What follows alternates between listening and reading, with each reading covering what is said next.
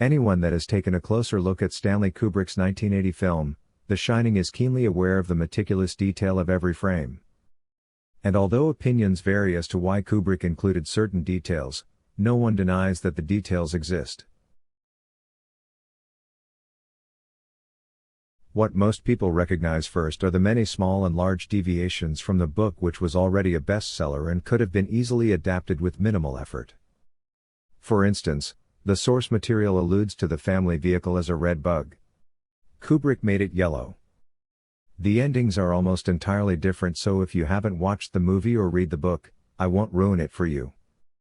Some of the more obsessive reviewers have noticed lights, chairs and rugs seemingly repositioning themselves.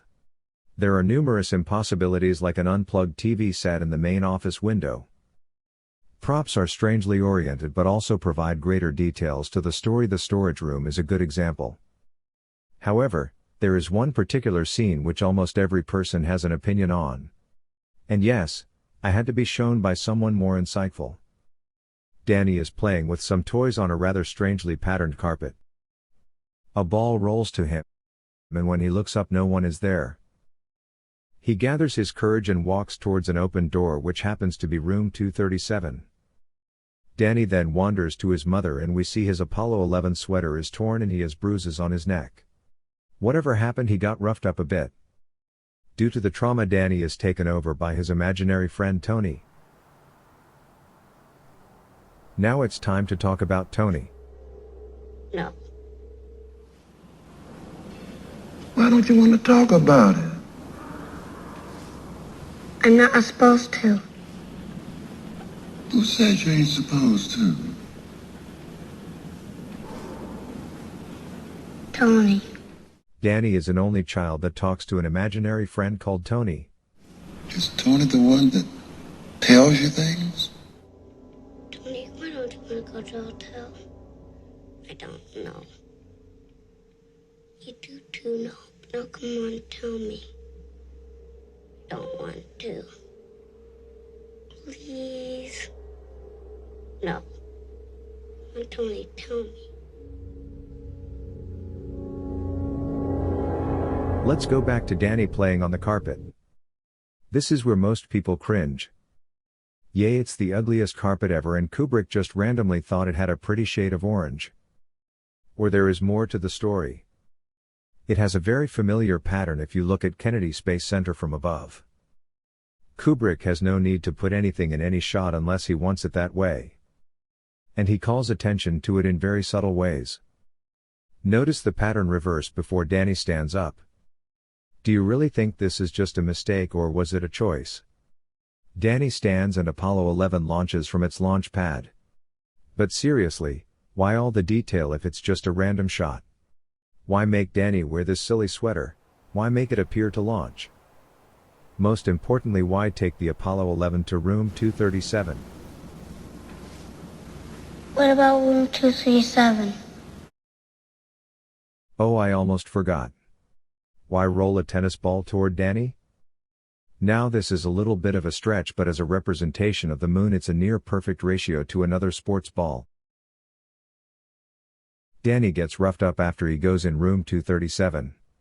With meticulous detail in mind, couldn't Kubrick have just bruised Danny's neck? The audience would have clearly understood a physical act occurred. So why rip the Apollo 11? Was Kubrick just adding to the effect, or is there more to this story? Tony, tell me.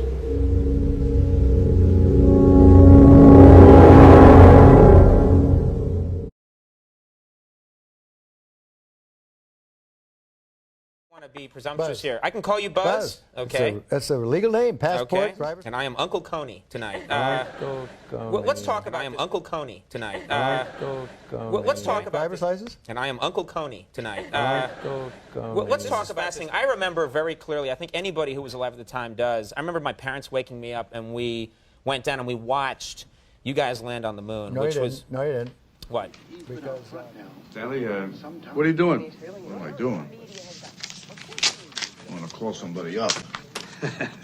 Stan, that's very funny. because there wasn't any television. There wasn't anybody taking a picture. You watched animation. See, you associated what you saw with. Did this for money? I did this for credit. But you always For credit. You always knew you couldn't take the credits. That's one thing, but I'm not going to stand here and let two dickheads from film school take Very it. hazy memories. I know. Well, no, what we saw was we all were gathered around the old Curve Talk radio and listened. Talking about, you know, how many feet we were going to the left and right, and then I said, contact light, engine stop. Look at that. That is a complete fucking fraud, and it looks 100% real. It's And a few exciting. other things, and then Neil said, Houston, Tranquility Base, the Eagle has landed. Once in my life, I will not be pissed on. You hear me? I want the credit. I want the credit. Take it. Goodbye. Shit. This was Man, how about that? that was very exciting. Not a bad line. Yeah. This was so. Were you conscious about all the? I mean, the entire Earth, you know, is watching and listening to everything that you guys do. Were you self-conscious at all about what am I going to say? What if I say something that's kind of stupid? It's in the history books forever, like I want a cookie, or it's a huge responsibility. You Now, bet, right. you were not the first man to walk on the moon, but you've actually talked about this. You were the first man to relieve himself on the moon. Is that true? That is correct. That is correct. Well, no. This is. You want to get to the.